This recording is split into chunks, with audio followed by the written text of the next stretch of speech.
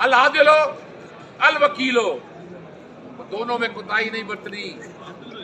کل پوچھا جائے گا، ابھی تو زندگی گزار لو گے، آخر دیکھنی ہے.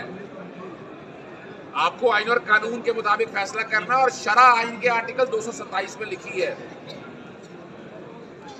میں تو ایک ادنا سا طالب علم ہوں. حضور نبی کریم صلی اللہ علیہ وسلم کی شان میں جب بھی گستاخی ہوئی ہے، چاہے وہ فیس بک نے کی ہے یا کسی اور نے کی ہے، فرنٹ فٹ پہ کوشش کی ہے.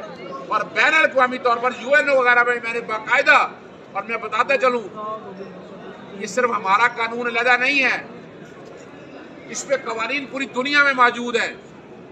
کمبیٹنگ ریلیجن کے اوپر باقاعدہ UN کی ریزولوشن موجود ہیں.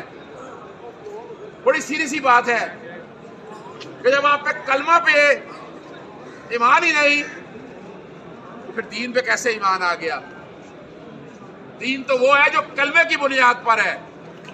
اور دو باتیں بڑی واضح ہے کہ آقا دو جہاں حضور نبی کریم صلی اللہ علیہ وسلم خاتم النبیین ہے، ہو ہی نہیں سکتا تا قیامت تک. تو ہمارے تو ایمان کا حصہ ہے. بالکل ہر ایک کو حق ہے، اگر کچھ کام کرنا چاہتا تو کرے، لیکن ہمارا آئین جس بات کی اجازت نہیں دیتا، ہمارا دین کسی بات کی اجازت نہیں دیتا، تو وہ آپ کام نہیں کر سکتے. ہمیں کسی کے زندگی گزارنے سے کوئی سروکار نہیں ہے.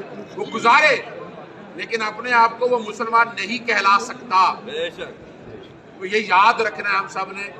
اس معاملے پہ آپ دیکھ لیں ہماری گوکلا برادری سب کتنی کھڑی ہے. ہم کسی بھی سٹیج پہ جانا پڑا تو ہم پیچھے نہیں ہٹیں گے.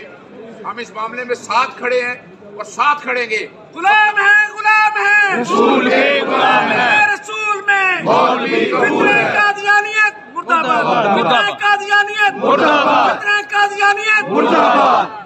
نعرہ تکبیر، اللہ اکبر، نعرہ رسالت، یا رسول اللہ، نعرہ حیدری، یا علی. مرزائیوں پہ لعنت، بے شمار.